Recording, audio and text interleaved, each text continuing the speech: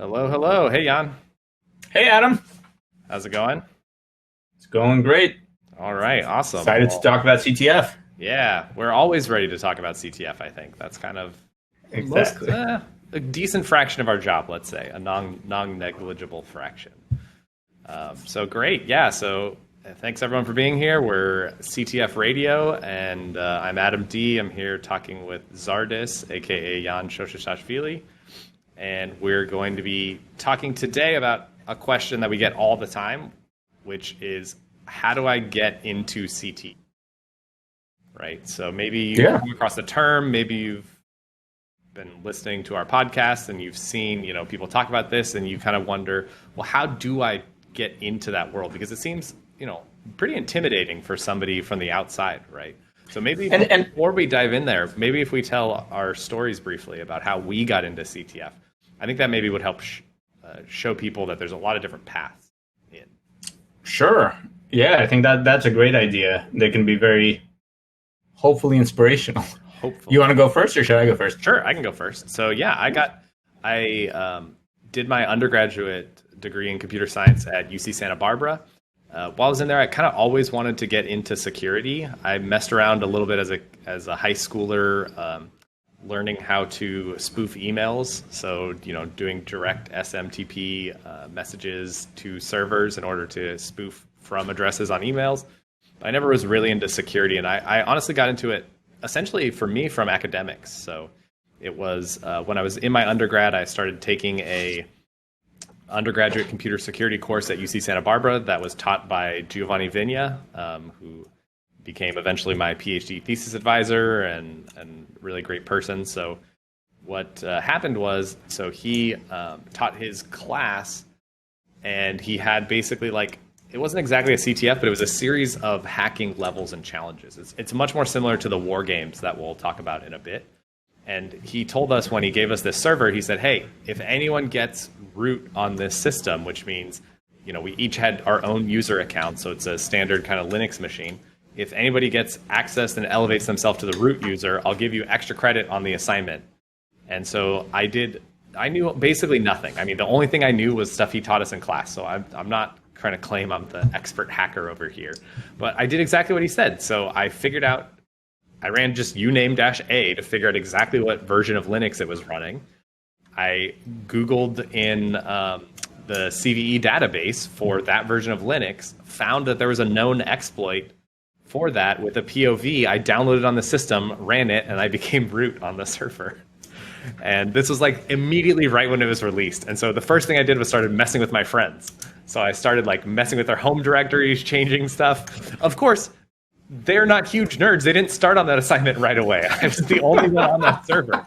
And so what I did was I changed my user's user ID to root to 0. I think I edited just etc password, made my user as user 0 so that I could just always be root on the system. And then I sent Giovanni an email that was like, hey, this is what I'm root on the server.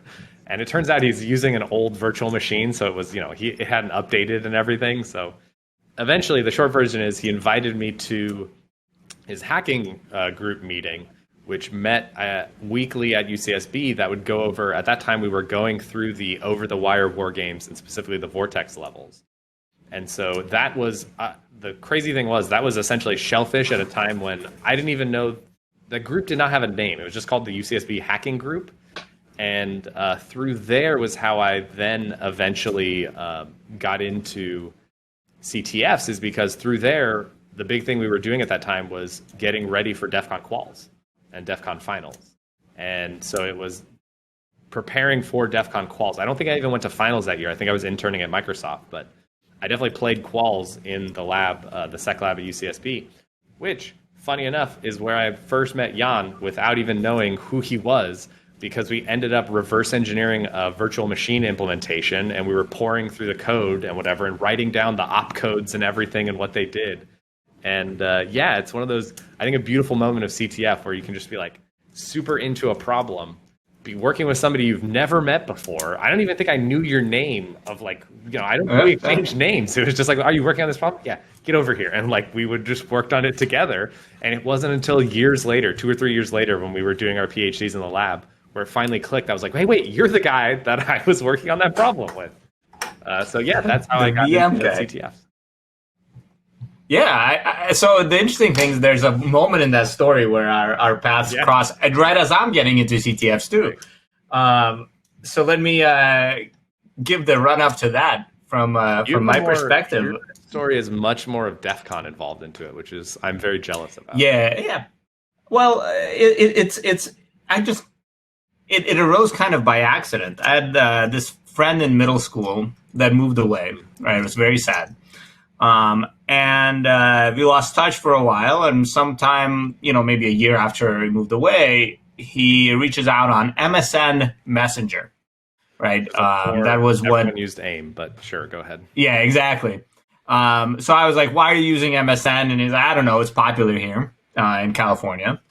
And so he pulls me into this chat room on MSN Messenger, and there's just this really silly person in this chat room just saying silly things. And at the time, I had just been getting into Linux. So that's like the gateway drug, right? I had a computer science teacher that was in high school. It was a big, open source enthusiast, yeah, and amazing influence on my life. He encouraged me to try out Linux. And of course, immediately I broke my entire home network. I had this Linux server. I had a Linux on the desktop, and it just like constant rebooting everything. At one point, I decided to switch from Mandrake, at the time was like the Ubuntu of its day, to Debian. And basically, I got nothing done. That was my entire spring break one year. Was in the morning, I would wake up, I'd format the drive, I'd try to install Debian. I would fail. I would give up around 3 p.m. I would reinstall Mandrake and go complain to this friend that I'm talking about. So anyways, this friend... There's many people that can sympathize with you, myself included. I also went through that phase of trying to run. I had never fully did it because I always had Windows partition so I could play games. But man, that was, Yeah, it can be painful. I'm still going through that phase. Anyways, this kid's handle. I mean, I don't know. Maybe he doesn't want to tell this story if he doesn't want it. All right. Anyways, so this individual who will remain nameless, maybe we can invite him to the show. There you go. Then he can out himself, right? Exactly. So this individual who will remain nameless, when I on this chat room said, "Guys, I have to drop. I have a freaking Linux issue. I need to reboot and try to fix it." I rebooted, connected back on, and he IMs me on MSN. Says, "Hey, you're running Linux?" Yeah, and then we get to talking, and he's also a Linux enthusiast. He was running it on his Mac. Wow. There was like 2 Linux distros that would kind of work, PC, right? Too. So old school, Yellow Dog Linux and this sort of thing. So we get to talking, and at one point later, he says, "Oh, by the way, we get more into Linux, so like." Gave each other accounts on our boxes and so forth. And then at one point, there's this insane situation where we had a disagreement about how file permissions work, right? And as a result of that disagreement, my friend was so sure of his position that he put his root password in a file and said, "If you can read this, then you're right. But I know I'm right." I read it. I was not on his machine. Knowing the people involved, I was not expecting that outcome. No offense. That's right. I read the file. I took over his own machine, and I immediately started going through like killing his sessions. But I didn't want to knock him completely offline because I was chatting and gloating at the time, right? So I was trying to be very careful and moving slowly to try to limit his own access to his machine. And in the meantime, he was like in panic mode trying to maintain some access, right? So right before I locked him out completely, he managed to move all of his files into some other partition, right? And then he's like, "Jan, you deleted all of my stuff. And I said, no, I didn't. What are you talking about? They're like, no. These files that are supposed to be here, they're not here. And I look at LS, they're not there. I'm like, wait, no, for sure. Like, what are some of the names? Some of the best things are non-technical, man. That's great. Social engineering. So I asked him, what are the names of these? So he gave me a name. I did locate blah, and it should be there. I didn't realize at the time that locate created a database that is not synchronized live. And I'm panicking. I think I deleted this poor kid's entire life. And then okay, dude, here. Try, and I do something that he uses to get root access back and kick me out of the machine, right? So I mean, this is social engineered me to hell. So, anyways, so we start these sort of hacking as kids sort of things. There was another situation where for some reason, later he pings me and says, "Hey, there's this hacking conference. It's called DEF CON. It's like a couple hours away from here, and me and my friend are thinking of going. You should think about going as well." And so I told my mom, I'd like to go to Las Vegas to, how old were you go to Vegas. I was, I think I was 16. Oh, cool. I think I saw a PSA about this during that time frame. Yeah, exactly. Up with strangers that you met on the internet. Yeah, and so so I tell my mom. My mom is also in the tech field, so she's a computer programmer, then a manager at of the various systems at the university where we lived, and so forth. Right, and so she actually goes to the university and says, "Hey, I want to go to this conference. It's a cybersecurity conference." And I say, "Sure, we'll fund you to go to this conference." So me, my mom, and my little brother went to Las Vegas to go to DEF CON 9. And, in order to go, like, this was, I think, 2001, right? So it was the early days of cell phones. But because, I was going to be out of sight in this insane environment, I got a cell phone for that, for DEF CON. There was like a complex set of ground rules. I mean, my brother was 13, so my mom dragged him around with her everywhere. But they also went to DEF CON, right? They were actually that's cool. Yeah, they were at the talk where at DEF CON 9 where Dmitry Sklyarov was arrested by Adobe. I missed that talk. They were there. They saw part of hacker history in that sense, right? Hacker cred than you. So exactly. So anyway, so. I got, my mom helped with organizing this whole trip, and we were going to go. I think we flew. We didn't drive all the way there, but there are other years of crazy DEF CON road trips and so forth. But right before we leave, my friend messages me and says, "Hey, man, I'm sorry, but our plans fell through and we're not going." No, it'll be a bummer. It would have been awesome to like hack in person and so forth. And so we get there, me and my mom and my brother, and I'm just wandering around, and it is unbelievable. Like it is, just back then, DEF CON took place in a hotel called the Alexis Park. And in those years, during that time, that's all there was in that hotel was DEF CON. There were a couple of like families that had the misfortune of accidentally booking a vacation at this nice resort, like right before or right during DEF CON. And they were just like, what is happening? Because 24 hours a day for the weekend, it was, DEF CON. All night, all day, everything was packed. There were hackers going crazy. CTF was running. It was just crazy the whole time. So showed up. I'm just wandering the halls of the Alexis Park, and I see the CTF.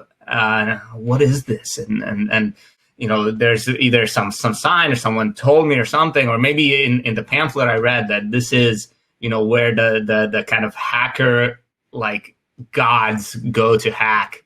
Right. And at the time, CTF had what is called a gray net. Okay. You could sit down and you could plug in. and play as an extra team that wasn't there officially, just kind of trying your luck.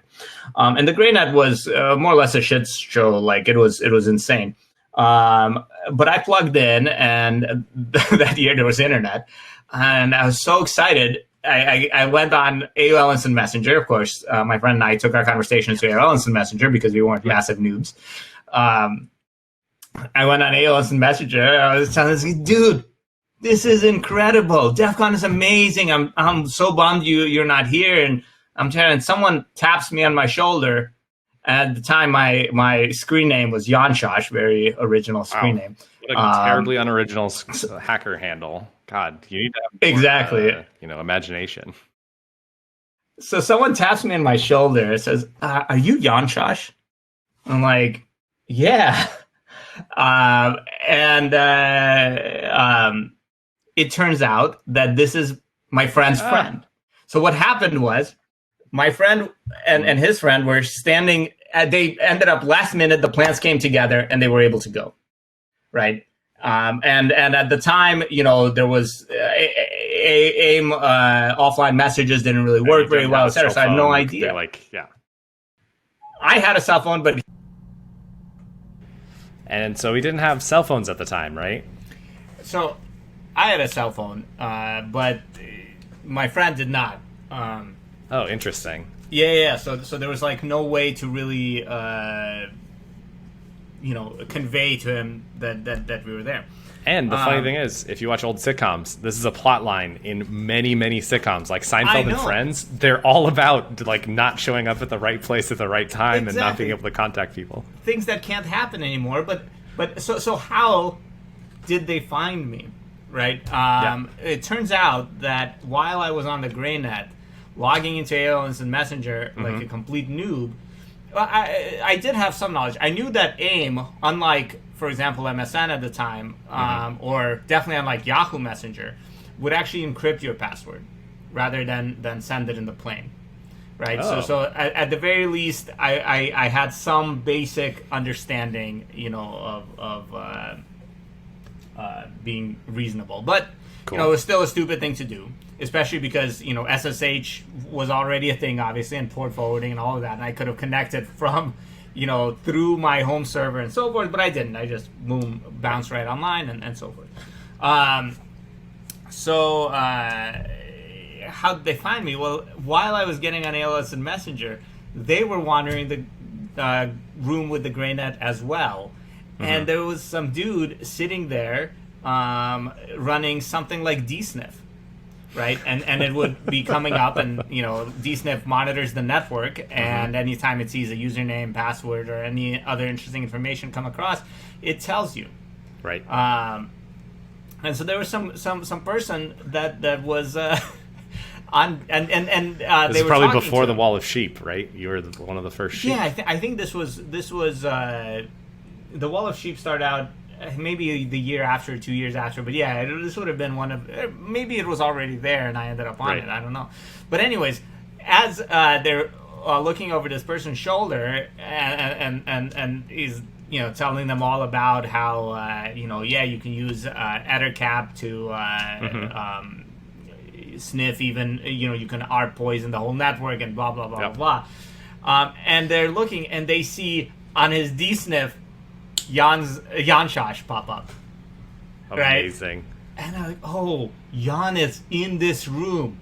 And they just run around, poking the shoulder of every person that was roughly our age. Because they've never met you, so they didn't actually know what you looked like. And I'd never met them.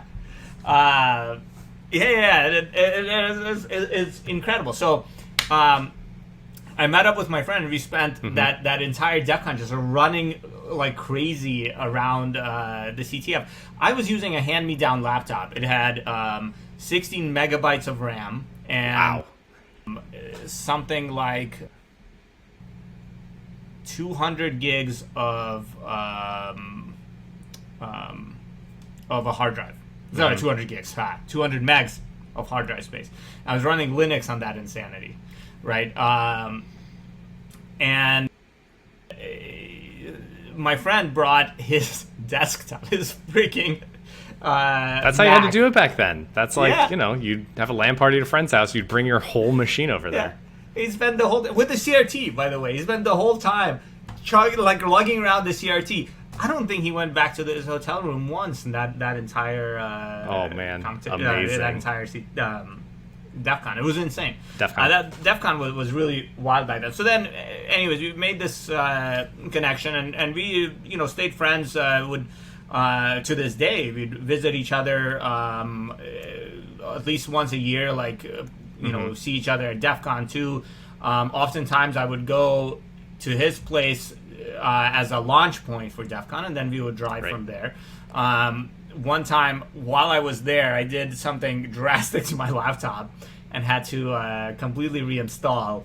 So I made a backup to an external drive that he had, and I forgot to wipe the backup afterwards, right? And unfortunately, GAIM, which is now Pigeon, stores all the passwords in the clear, or did back then. And shortly after DEF CON ended, and my friend had a chance to look through these archives, he took over my AIM. But the amazing thing, so I get kicked off my AIM, password gets changed. And then I realized what happened. I'm like, oh, fuck. How could I be such a noob? And then I remembered, wait a second. I know this kid's old root password. And passwords degrade in importance over time. And so what used to be your root password it becomes your throwaway, that you give to friends and so forth. But somewhere in between, it might become your AOL Instant Messenger password. And it turns out that was the case. So I stole his.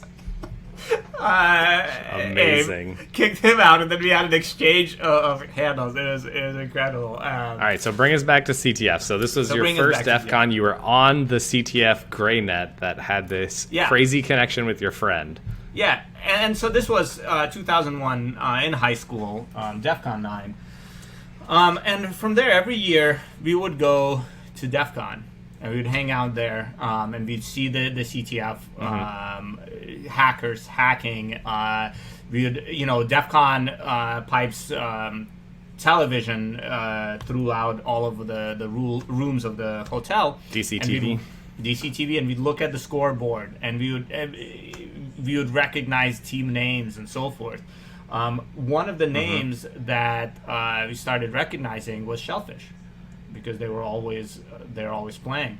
And when we went off to college, I went to RPI, and my friend went to UC Santa Barbara. And toward the end of his time at UC Santa Barbara, he got involved with the security lab, whereas I graduated from RPI and I went into industry. Right, so I was working in industry. I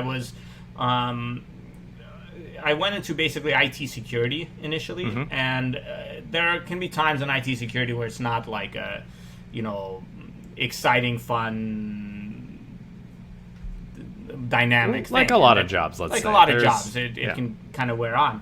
I was kind of in this bored place, and my friend reached out and said, "Hey, remember that CTF we look at every year? Well, we're gonna actually play. I'm now involved with the security lab at UC Santa Barbara, and qualifiers are next weekend. Why don't you come to Santa Barbara and play if you got nothing else going on?" So I was like, yeah, sure, why not? So I show up, and just with my laptop, we just start playing. I mean, I had very little. I had zero direct CTF experience. Wow, until amazing. Then. I just sat down and thinking back to like my classes and just hacking. And this was for like a fun DEF and CON so Quals forth. style event, right? Yeah, it was DEF CON Quals. Yeah. Okay. Yes. Jeopardy CTF. And do you remember the organizers then? The organizers were, I think it was the first DD Tech year. Okay. Yeah, so that was the first year of DD Tech, or two organizers behind us, of course. So I just sit down and, of course, start out with my friend just hacking through challenges. I think we made it through like pwning 200, and back then there was no dynamic scoring. Everything was worth, like Jeopardy, 100, 200, Right. 300, 400. So the organizers in advance would determine the, let's say, the score based roughly on the difficulty level. Yeah, and their perceived difficulty. And so we punched through 200, we punched through 300, and then my friend says, listen, it's pretty late, I'm going to bed. And I'm like, no, but and at that point, I had just started with two bizarre people that I'd never met before. One of them turned out to be you. Who is the other binary reversing 500 challenge, right? And I'm like, no, I'm still awake. It's okay. You go, I'll stay here. And of course, my friend leaves, and I realized, wait a second. I parked at his house. This is before Uber. I have no idea. I could call a taxi, but I don't even really, probably I have his address stored somewhere. And whatever, right? So we keep hacking. At some point, you go to bed, and our friend that we were working with together goes to bed, and I'm left alone in the lab. A lab that you've never been to, you're not actually directly affiliated with at all. Exactly. And so I'm like, well, what can you do? The lab has a couch. I went to sleep on the couch. I was just going to say, it has a couch. For those that don't know, there's a couch in the sec lab. It's probably still the same couch that is there now. Yeah. I would expect, yeah. So I go to sleep on that couch. Like maybe 2 hours later, I wake up and Giovanni is standing there looking at me, and he's like, "Oh my gosh, are you one of my students?" Yeah, but he had met me earlier. My friend introduced me. Yeah, and the whole time, it was such a crazy DEF CON quals. I remember I didn't have theoretically I had a place to live, but I didn't use it. I could have gone home with my friend, but I didn't. I just kept hacking. Two, it was just sleeping in the lab and so forth, which is a normal part of DEF CON quals.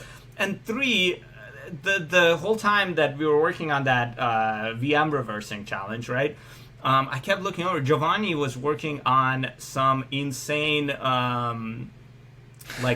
recon challenge, and I think they found the answer, and the answer happened to be embedded in a web page that was full of photos of sheep, just a lot of photos of sheep. DD Tech years, and oftentimes not the best parts of the sheep, the best ends of the sheep that you want to look at. And at one point, just complete lack of sleep, looking at this VM reversing challenge, and I look over. And I see on the other side of the room Giovanni's screen, and he's zooming in to look at pixels by pixels of not the best parts of the sheep. Amazing. Trying to find that flag. Wow. So that's my story getting to CTF. For me, the getting deeper into CTF was graduate school, right? Because of that. So our first CTF was, okay, I guess I did play ICTF that year before that. So that was probably my first CTF. But our first DEF CON quals we actually played together, which is insane. Yeah. The insane thing is that CTF, it changed the entire course of my life. So suddenly, this I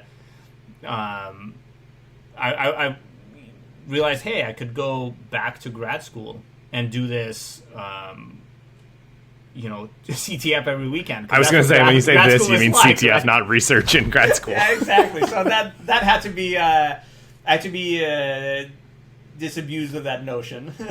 But it took a few years. We got to you eventually. Yeah, exactly. But that was it. I mean, that was the change from IT security to amazing, CTF man. and academia. Yeah, that's a great story. So yeah, this is excellent. So we've seen basically kind of two weird different pathways, and I think the biggest thing for me, I don't know about you, but the biggest difference between now and then was I didn't, the only CTFs I knew about were ICTF, which I played in when I took Giovanni's grad class, and the other CTF I had played was DEF CON quals, and it was DEF CON quals, DEF CON finals, and ICTF, and there was really nothing else. It wasn't until years later that you started to see other CTFs pop up, and when they did, we would all be like, "Oh, a CTF we can play in that's not DEF CON, right?" Yeah. So then let's then try to help out the people now. So like, how do you, so, you know, student, maybe your undergrad student, whatever, a young Zardus, let's say, comes up to you. It's like, I'm so stoked about CTFs. How do I get into CTFs? Yeah. So now we're in a completely different world, right? We don't have to push our cars with our feet anymore in the same way. We, you know, don't have to. Well, your Jeep is another issue, but yeah, whatever. especially right now. It's Exactly. It's very broken. But I'm working on getting it running. Anyways, the point is, like you said, right? There are CTFs every weekend, but it's hard to just jump into a CTF, because the other thing that's happened, other than CTFs becoming very proliferating heavily, is that security has gotten much more complex. Back then, there was theoretically such a thing as address space layout randomization, which is a mitigation against memory corruption vulnerabilities, against their exploitation. But there was, in practice, it didn't exist, right?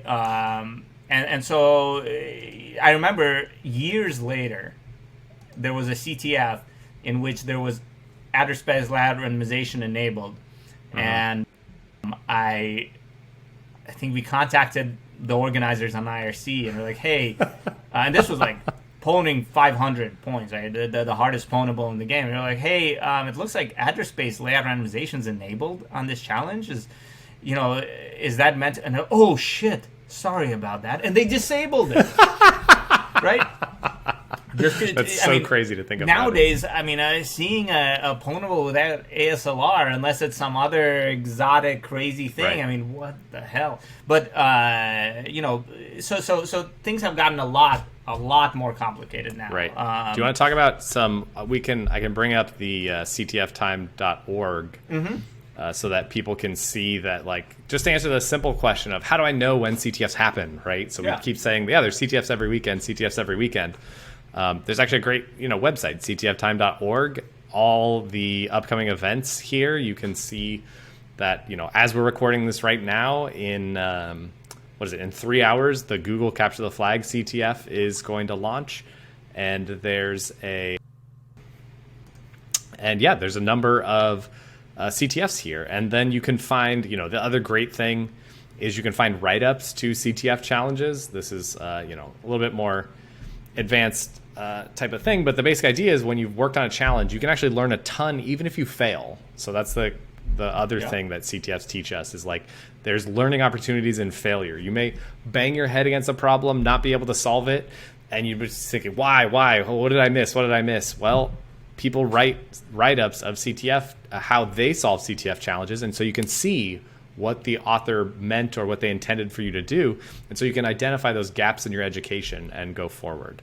You can also see some of the CTF teams here on the list. They're rated. There's a whole complex rating formula that I don't think it's worthwhile to go into or anything like that.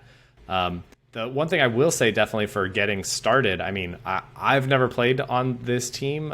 I'm open to all, but as far as I understand it, it's literally exactly as it sounds. It is a CTF team that is open to everyone that wants to play. So this, I think, helps answer the question that students often have of like, oh, I really want to get into CTFs, but I'm at a school like you were maybe at RPI. Before RPI Sec, there was no CTF team, right? I just happened to get lucky to go to Santa Barbara that had a CTF team. And so, these types of, I think, Open to All is a great example of a team that, like, this is how you can get your feet wet if you just want to join, see what goes on. Because the other part about CTF that we didn't really talk about is, and maybe it was kind of inherent in our story, is like learning from each other. And actually, I will say, did we solve that VM reversing challenge? Absolutely. Yeah. Okay, good, awesome. So and that's probably from working together, right? If it's just on one person, it's very easy to get stuck. It's so much more helpful if you can bounce ideas off of each other. Actually, Jan and I frequently do this when we're creating challenges and those kinds of things, is we'll have conversations, be like, I'm thinking of this, what do you think? And then we go back and forth on that. I think this is like CTFtime.org is a great resource for learning about this stuff. And using that, you can, of course, see there are CTFs every weekend and see which ones they are and go play. I think one thing that is challenging nowadays, starting out with CTF, is everything is very hard, right? So you could jump in and try to do something, and it works a lot better with a team, right? If online or in person, but at least you can bounce ideas and so forth. But the other interesting route is what has now arisen, and actually, Adam, you had already mentioned this in your story, Vortex. Right, but it's a genre called war games. They're a type of basically offline, long-term CTF. They're just problems online, and you can try them. I maintain a list of these on which GitHub. I'm showing here. Yeah, which is on screen there. The list is called War Game Nexus. And, so you can Google for this by Googling Zardus War Game Nexus or just Zardus War Game. That's how I got here. This is a list, as you can, of beginner challenge, beginner type things that really walk you through. I mean, I actually use this Over the Wire Bandit in my classes, my undergrad class, to get students more familiar with command line programs and operating on the Linux command line. That's not necessarily security per se, but all those skills are incredibly useful in CTF. So it really makes sense to focus on those. Yeah. There's here's an example war game. This is the Vortex Over the Wire war game. There's 27 levels. You start at level 0, and it says your goal is to connect to port 5842 on this address and read in 4 unsigned integers in host byte order.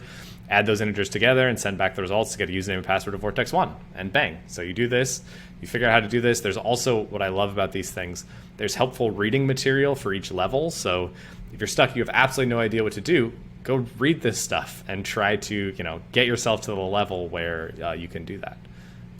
So Jan has this excellent resource of all these sites. You want to talk about these specifically? Yeah, absolutely. What I'll mention is there are these tags, right? So some of these that I've personally looked into, or the Zardus seal of approval. Ding. Exactly. So there's the recommended. It doesn't mean the other ones are not recommended. It just means these ones are ones that I've had firsthand experience with. There is also a tag for beginner difficulty, right? And those are the ones that I'd recommend. The recommended ones with beginner difficulty are great to start out. Yes, here we can see Pico CTF is the one that's on here. There's a CTF run by PPP and CMU that is targeted towards high school students. So it's a super interesting concept on the CTF, and all of their old challenges are available. You can work through this stuff. I mean, this is really an excellent way to kind of start, like Jan said, from the beginning when it's not so complicated, right?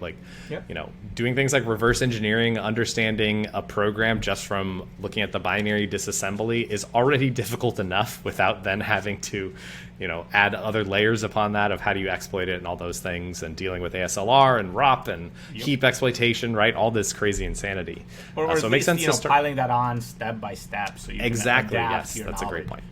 And so one of the things, do you mind if I plug Pwn College? Please, go ahead. So one of the things, when I started as a professor, I was talking to Adam and I said, I'm having doubts. I don't think that you can really teach these skills. I think you just have to learn them, right? And I mentioned this in other episodes of this podcast, and I think there's some truth to that, but you can't provide a framework to learn. Right, so these war games, if an extremely dedicated person goes through and tackles them, you can learn and become an awesome hacker.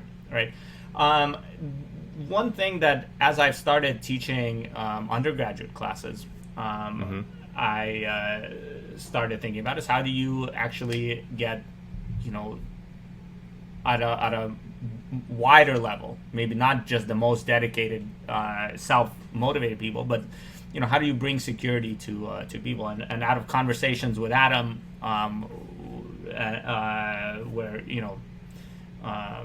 we actually bring a lot of our it's kind of funny. We get a lot of inspiration from things like sports teams, things that are actually outside of maybe the traditional nerdy hacker computer scientist realm, where we were talking about how do you do this? Or I think we were talking and we said, well, why don't we train a CTF team like sports teams train?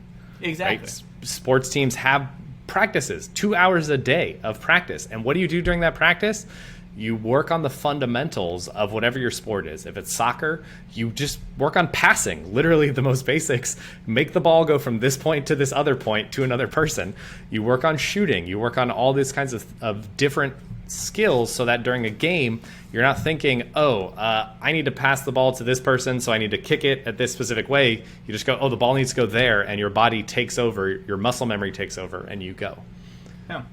And so we're saying, hey, why can't we do that for CTF? There's a lot of things like offset calculation, right? When you're performing let's say an overflow based exploit somewhere, right? The trick I will say for that and a lot of those things, become a teacher and then have to teach it to other people and do live demos, and you will very quickly learn all these things. Yeah, exactly. But that's not a scalable solution, and that's also what we talked about, is how do you scale this to a team of 20 people?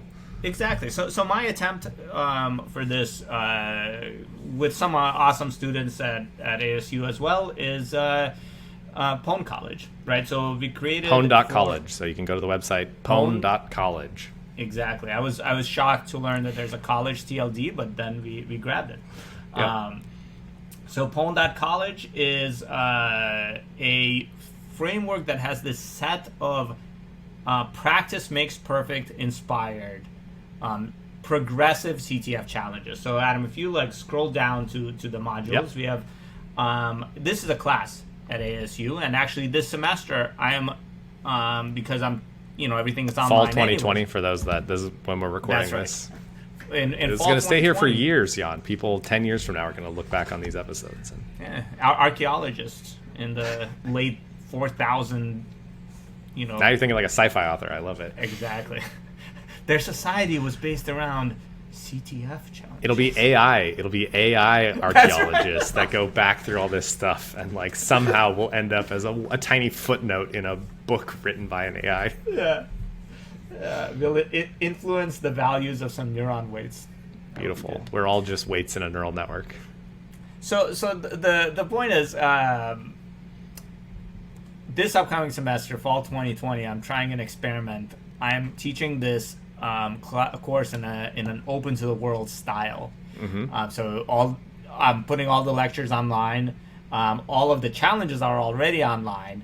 We'll have a just for this semester private instance of Pwn College, but public to the world, where you can see ASU students versus the world. It'll be an interesting sort of thing.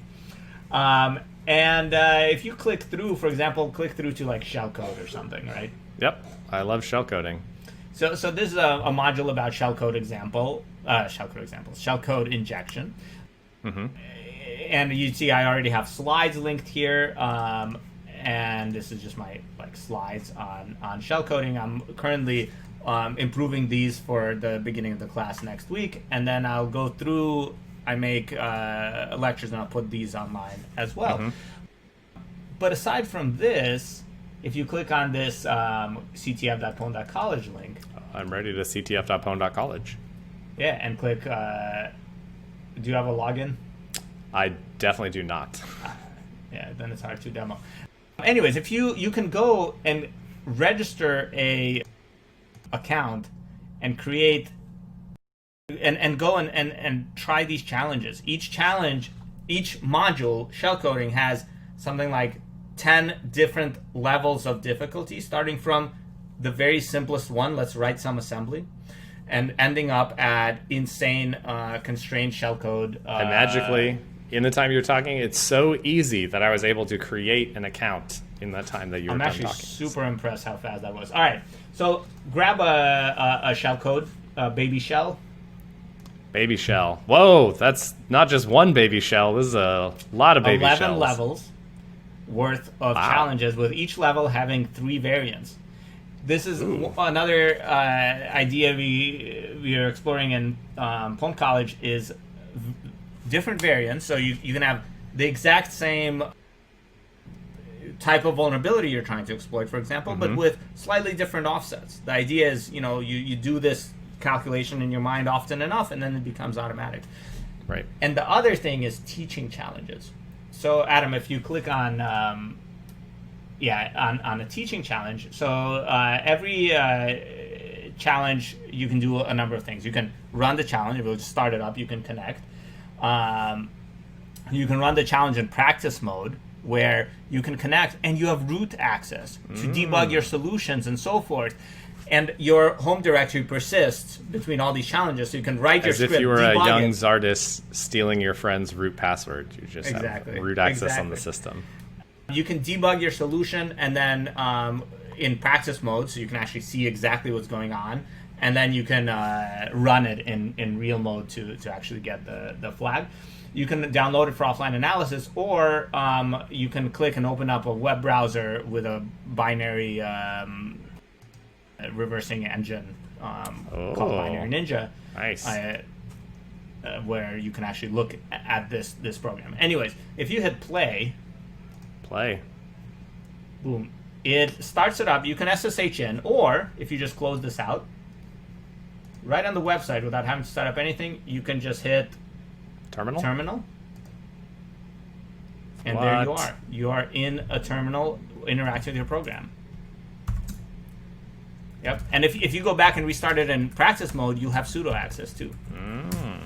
Anyways, so yeah. I'm not sudo. It's going to be. I was hoping it would say it's going to be reported to the sudoers. No. So if you just do an ls, yep. There's your challenge binary. Do a /baby shell level 1. So here is the teaching version of the shellcode. Right. Later versions do some mangling of your shellcode. There's a level that sorts your shellcode. Wow. And so forth. But in this specific one, it just takes shellcode, just takes assembly, or not assembly, but it takes... Actually, I should create an assembly one that uses Keystone to assemble it. Anyways, it just takes binary code and executes it. But in the teaching version, between the input and all the mangling steps and so forth, it'll give you a disassembly of your shellcode, because it's helpful. So if you put in all put in all capital P's, hit it. Oh, I didn't do capital P's. I was trying to remember that one that you told me about that. Yeah. The push. Yep. It'll just do a bunch of disassemble you a bunch of pushes and so forth. So in shellcode, of course, you can disassemble your own shellcode, but this just lowers that barrier of entry for new people. And in intricate memory corruption, exploitation challenges and so forth, it is extremely helpful for it to say, okay, look, this is the state of memory before I'm reading in input. Now I'm going to read in your input. Here's the state of memory after I read in your input. Here is where the return address is. Here's how much of it you've overwritten. Here's where I'm about to return. Okay, now I'm returning. And segfault or something, right? And it becomes a lot easier for... I have some ROP challenges for which... I actually disassemble your ROP chain. So this ROP chain will cause these assembly instructions to be executed. And this allows students, so I've taught this class twice, this will be upcoming semester, fall 2020 will be the third time. And I've seen students that have zero prior knowledge of security, but also, hacking on this in-depth level, understand ROP and understand heap exploitation and so forth. I think there is a lot of room, and definitely a lot of room for improvements for frameworks such as this. Hopefully it's a good way to get up to speed. The way I present this is in martial arts terms, right? So the people that are competing at DEF CON, they are CTF, hacking, cybersecurity black belts. Right. They are the top of the top of the martial art hacking world, right? You take a intermediate CTF, those are brown belts that are competing there, or that can approach that and expect to perform quite well. War games span a wide range, but let's say to really get a lot out of a war game, you have to be a yellow belt. Right. But how do you go from being a white belt, having just stepped into the dojo, the hacking dojo, so to say, to being a yellow belt? That's where I was hoping to position Pwn College, so that it is a good resource for white belts to build the skills to become yellow belts and start Awesome. their hacking journey. Very cool. Yeah, well, I think the only other thing we haven't mentioned yet, and maybe this is a feature request that you can put in, is what about Pwn College integration with WeChaw? Yeah, that's so WeChaw is a kind of in some sense, a meta wargaming site. The idea is so you can play all these war games, the Vortex, solve challenges, but one of the things that's actually missing, I think, from a lot of war games is that like competitive drive and that competitive nature, right? Some people just love to learn stuff, so they'll go ahead and do this on their own. And some people will do it because they really want to see their name move up that scoreboard, right? And so that's what WeChaw is great for. It has a number of active new war games that you can see here on the right.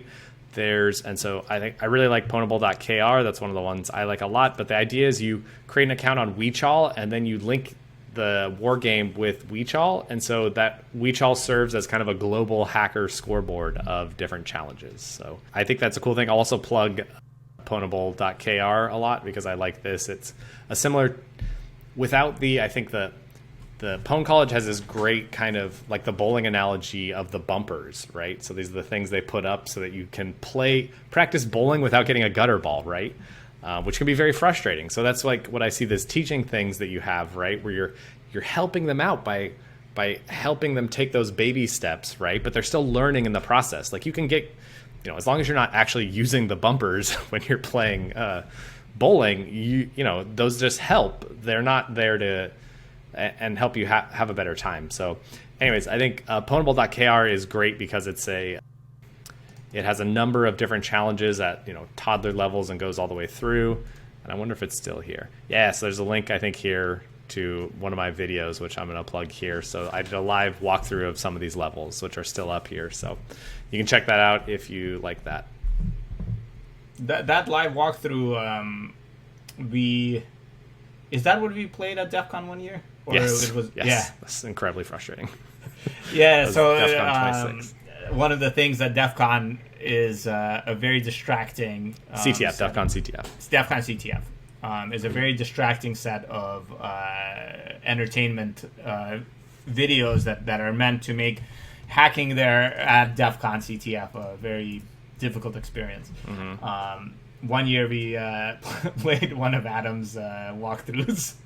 It was excruciating for me. It was terrible. Pretty good. It'll be just the same thing when we play this video at one of the CTFs when we ever do it in person. So exactly, next year. Yep, cool. All right, so I think we've given people all the resources. We talked about our stories. We've given people resources. I think the key thing that we always say is you got to dive in. Like if you want to get into CTFs, don't wait for an invitation. Don't wait for I have to build up my skill first before I join. Like the best thing is to just jump in, compete, try the challenges, read the readmes after the fact, see what you don't know, and then practice through war games, through other things, get that knowledge that you're missing because you can definitely do it. I'll add one more thing. There's a number of academic institutions around the world that have outreach for interested hackers, right? Mm-hmm. In academia, you have a lot of freedom and you can do stuff like CTF. I mean, you also have a lot of other things you have to do, but and there's a number of places, right, where you can reach out and do something where you're kind of paid to learn about security in some sort of internship. Yeah. Cool. All right. Well, thanks, Jan. It's been fun. Absolutely. Thank you, Adam. See y'all later on the next CTF Radio. Bye.